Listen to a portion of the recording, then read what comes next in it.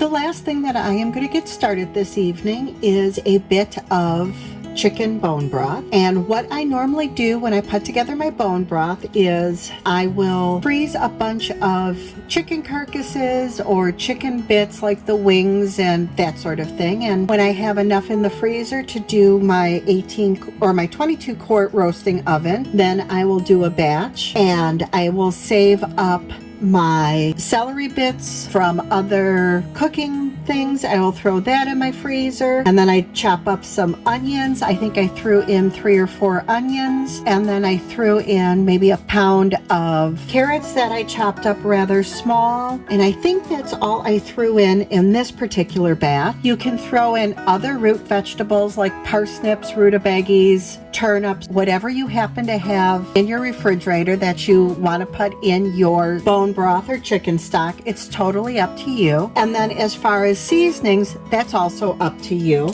I like to put in salt, pepper, onion powder, garlic powder, thyme, poultry seasoning, tarragon, savory, rub sage, and marjoram. And those are just my standard items that I put in. You can put in whatever your favorites are. Everybody's got a different palate and what they like.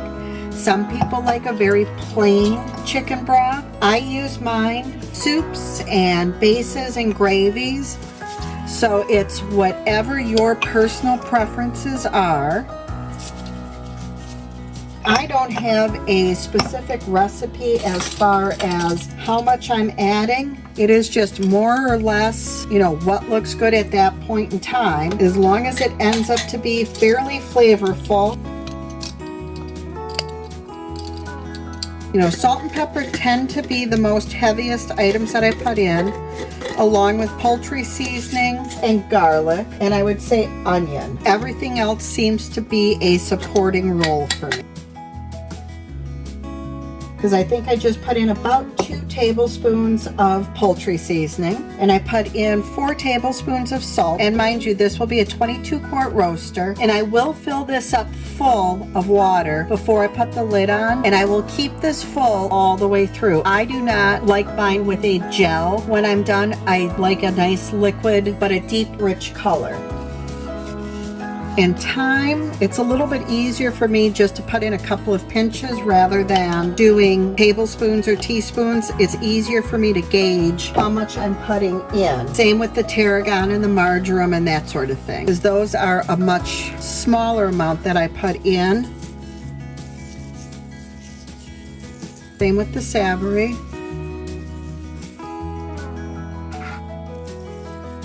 And my rub sage is actually part of my poultry seasoning, but marjoram is not. And then my bay leaves. 1, 2, 3, 4, 5, and 6, 7. We are going to do 7 bay leaves for this one, and that is good. So that I will leave go at least 12 hours, or see what it looks like in the morning. I usually let them go anywhere from 12 to 24 hours, depending upon the depth of color and flavor, before I strain it and pressure can it. Very seldomly do I freeze my chicken stock. And then the last things that I've got going for the evening is a bit of yogurt, and I've got my starter out to do a little bit of either sandwich bread or maybe some English muffins or some bagels or something like that.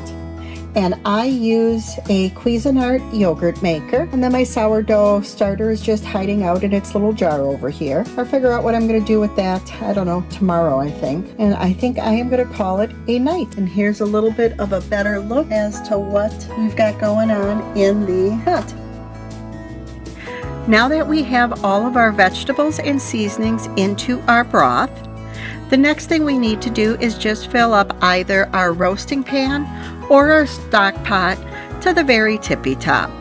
And then we're going to just set it to a simmer, and the minimum that we need to simmer that would be 3 to 4 hours for a lovely chicken stock, but the minimum to get a bone broth is at least 8 hours.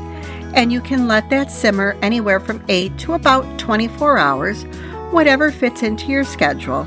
It's a very flexible item to work with. It's not something that you need to worry about exact timing. Then, after it's ready to be canned, then all you need to do is just remove all of your bones and the used vegetables. And if you like, you can also skim off any of the fat that comes to the top. But that is not a necessity that you need to do. And this is also a pressure canned item. You cannot use a water bath canner on this. Then go ahead and set up your jars. And I tend to like to do my stocks in a wide mouth jar if I can. And I always try to scoop out in a 4-cup glass measuring cup. I find that to be the most convenient and quickest utensil to use. And I always use a funnel because it prevents grease from going onto my rim. You can always get grease off with a vinegar and hot water solution, but I just find it easier to avoid it if I can. And then you put on your lids and your rings, and you're going to pressure can this particular item at 25 minutes and 10 pounds of pressure, unless you need to adjust that for your altitude. And for pints, you're going to pressure can for 20 minutes at 10 pounds of pressure. Again, unless you need to adjust that for your altitude. I have found the longer that I let my broth simmer, I will get a little bit of a deeper color. And the more vegetables that I add to my broth, I also get a bit more color off of that as well. But it does limit what you can do with your broth because you have added a little bit more of a distinct flavor. So some people may feel that it is not quite as versatile as a light, soft broth that only has salt and pepper without all the additional seasonings. But that's the nice thing about canning our own broth. We can build what we want it to be, and you can always make a little bit of everything to suit your needs.